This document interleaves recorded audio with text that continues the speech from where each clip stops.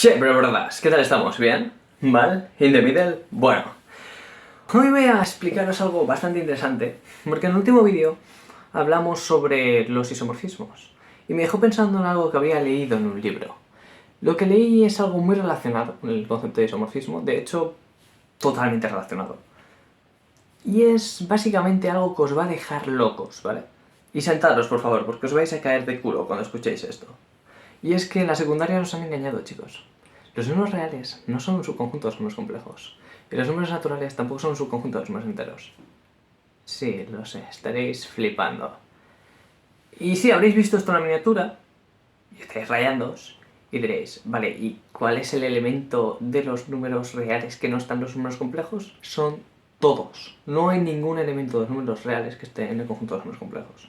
Y diréis, vale, este tío está loco. ¿Qué está diciendo? O sea, esto no tiene sentido. De hecho, es que la intersección de todos estos conjuntos es vacía. O sea, son todos estos conjuntos que voy a poner aquí son conjuntos disjuntos. Vale, sé que estáis pensando, estoy loco, y aquí habrán dos grupos de personas. Primero, unos que estarán muy desorientados y no saben de qué estoy hablando, no saben lo que es un número natural, un número entero, un número complejo, un número real. No os vayáis aunque seáis este primer grupo, porque os voy a explicar lo que significa para que entendáis por qué esto es una rayada y parece a primeras que no tiene ningún sentido. Y luego habrá un segundo grupo de personas que, bueno, estaría a punto de cerrar el ordenador, habrá cerrado el vídeo y dirá, esto es desinformación, no sé qué. No. Creedme que lo que voy a explicar ahora justificará lo que acabo de decir, y hay unas matemáticas muy interesantes detrás de esto. Vais a flipar. Primero voy a hacer un pequeño recordatorio para la gente que no sepa lo que es un número entero, un número racional o un número natural. Un número natural es un número de contar. 1, 2, 3, 4, 5, 6, ese tipo de números, ¿sabes? Los que sirven para decir, mira, tengo 5 manzanas, tengo 7 vacas, esos tipos de números. Algunos dicen que el 0 es un número natural, otros dicen que no, me da igual. Vale, luego, los números enteros serían los números rollo ascensor, ¿sabes? Rollo, podemos ir a la primera planta, a la segunda planta, a la tercera planta, pero también podemos ir a la menos primera planta, a la menos segunda planta, a la menos tercera planta, ¿vale? Luego tendríamos las fracciones, los números racionales, que serían todo lo que sea una fracción, por ejemplo, 2 tercios, 4 quintos, etcétera, etcétera, etcétera. ¿Y qué más tendríamos? Tenemos los números reales, que ya son los números de medir, que pueden haber números con infinitos decimales sin ningún periodo, que esos no se pueden escribir en forma de fracción. Demostrar esto es un poco complicado y no voy a meterme en ello, simplemente lo comento para que sepáis que existen estos números, los que no lo supierais. Y luego están los números complejos, que son otra rayada, que es básicamente decir, si elevas un número positivo al cuadrado, te da un número positivo. Si elevas un número negativo al cuadrado, te da un número positivo. ¿Qué cosa elevado al cuadrado te da algo negativo? Pues a partir de ahí se crean los números complejos, definiendo un nuevo número mágico que se llama i, y que se define de forma que su cuadrado sea menos 1. Vale, bien. Entonces, ¿qué es lo que acabo de decir? Lo que acabo de decir al empezar el vídeo es que no hay ningún número natural que esté en el conjunto de los números enteros. Claro, esto es absurdo, porque dices, pero el 1 es un número natural y también es entero. ¿Qué estás diciendo? Bueno, tranquilos. El problema es que lo estoy enfocando, cuando digo que son disjuntos, los conjuntos, estoy hablando, entendiendo los elementos que tienen esos conjuntos de forma ultra rigurosa, pero muy rigurosa. ¿Por qué? Porque para saber si los elementos que hay en el conjunto de los números naturales están en el conjunto de los números enteros, si los elementos que están en los números reales están en el conjunto de los números complejos, etcétera, etcétera, etcétera, primero tenemos que definir lo que es un número natural, un número entero, un número racional, etcétera, etcétera, etcétera. ¿Cómo hacemos tal definición? Bien, voy a poneros el ejemplo más sencillo de entender, que es el de por qué los números reales no están contenidos en el conjunto de los números complejos. Bien, lo que ocurre es que realmente no están contenidos. Lo que ocurre es que hay un subconjunto de los números complejos que es isomorfo a los números reales. Este subconjunto son los números complejos de la forma a más bi, donde b es igual a 0. O sea, los que tienen parte imaginaria igual a 0. Vale, entonces está claro que lo que está multiplicando por el número mágico i desaparece, entonces nos queda simplemente algo real, ¿no? Un número real. Pero diréis, vale, pero eso, ¿acaso no son números reales?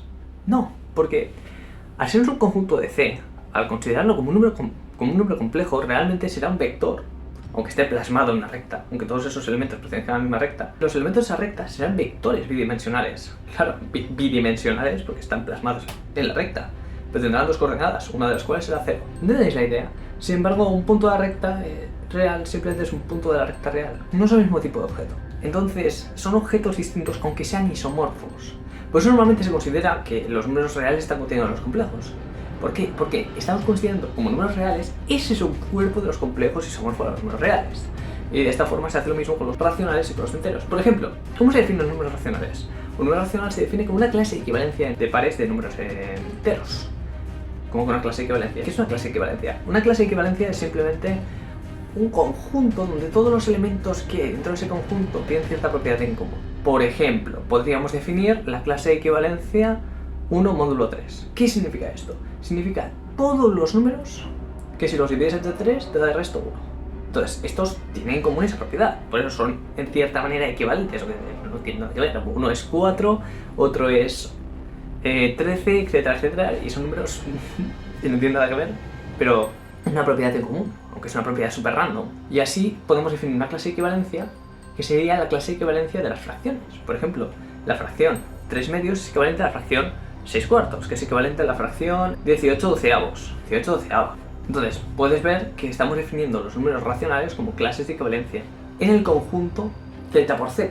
Es decir, z por z significa pares ordenados de z, es decir, dos elementos de z. ¿Por qué? Porque una fracción es un elemento de z y otro elemento de z, uno arriba y otro abajo. Y lo de clase de equivalencia es porque es igual 3 medios que 6 cuartos.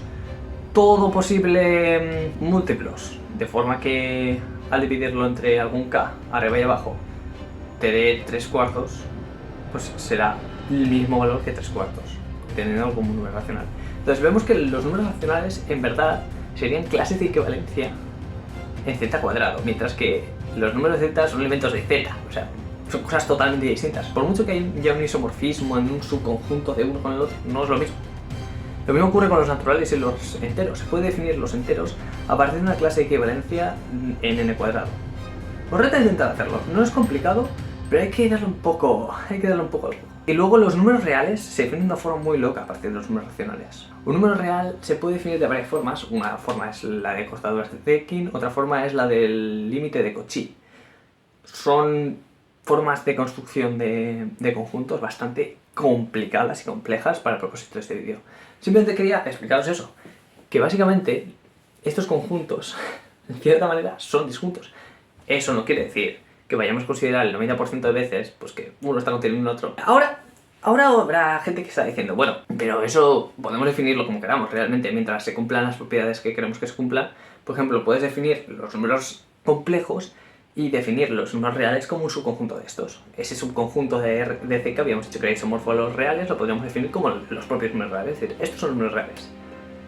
Sí, pero tendríamos un problema con eso, y es que, ¿cómo se definen los complejos? Se definen en función de los números reales, se definen como pares ordenados de números reales. Entonces, ¿qué hacemos ahí? La hemos liado un poco, ¿no?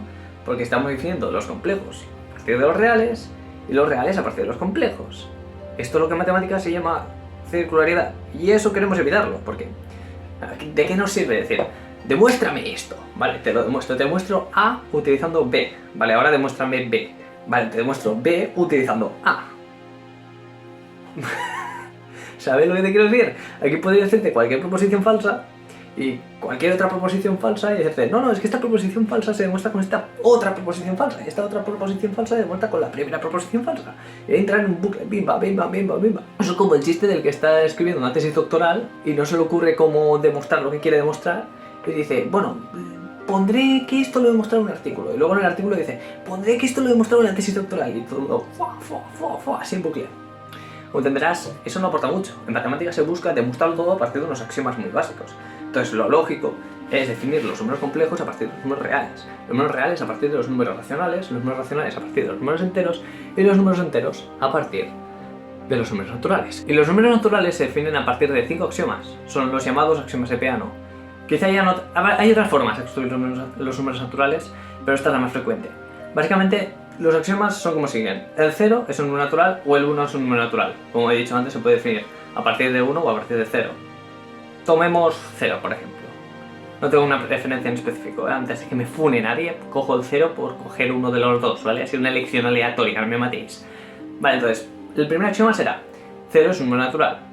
El segundo axioma es 0 no es sucesor de ningún número natural. El tercero será todo número natural tiene un sucesor. el cual es a su vez un número natural. 3 axiomas, ¿no? Me falta el cuarto, que sería si dos números naturales tienen el mismo sucesor, ambos son iguales. Es decir, la función sucesor de es inyectiva. Y el último axioma, básicamente, es el principio de inducción. Que el principio de inducción nos dice que si algo se cumple en n, no, si algo se cumple en 0 o en 1, depende si hemos definido en 0 o en 1. Si algo se cumple en 0, y dado un n para el cual esa propiedad se cumpla, en n más 1 también se cumple, entonces se cumple para todos los naturales. Por ejemplo, que un número natural sea mayor que 0, se cumple en 1. Eso está claro. Ahora, si en algún valor n es mayor que 0, al sumarle a 1, n más 1 será mayor que 0. Es decir, si se cumple en un número, se cumple en su sucesor. Vale, entonces como se cumple en 1, se cumplirá en el sucesor de 1, que es 2. Como se cumple en 2, se cumplirá en el sucesor de 2, que es 3. Se cumple en 3 y así podemos continuar infinitamente y se queda demostrado que se cumple para todo n. Entonces esa es la idea del principio de inducción. Entonces, ¿esto por qué lo explico? Esto lo explico porque básicamente definir los números naturales a partir de sus propiedades intrínsecas te hacen falta 5 axiomas. ¿Has visto tú? 5 axiomas. O sea, madre mía, 5 axiomas. Luego ya podríamos meternos en que si vamos a definir lo que es una igualdad, no sé qué, y vamos a meternos aquí en teoría de conjuntos y vamos a hacer una demostración de 500.000 páginas de que 2 más 2 es 4. Pero a ver, realmente nos ha hecho falta 5 axiomas, quitando cosas ultra triviales que no vamos a ir tan al barro de la teoría de conjuntos.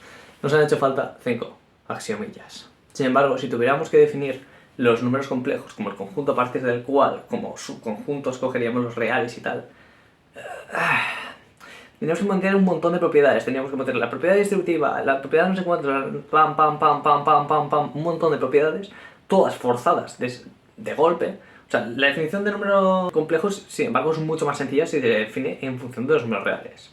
Simplemente es un par ordenado de números reales que cumplan estas propiedades respecto a la multiplicación. Así de simple.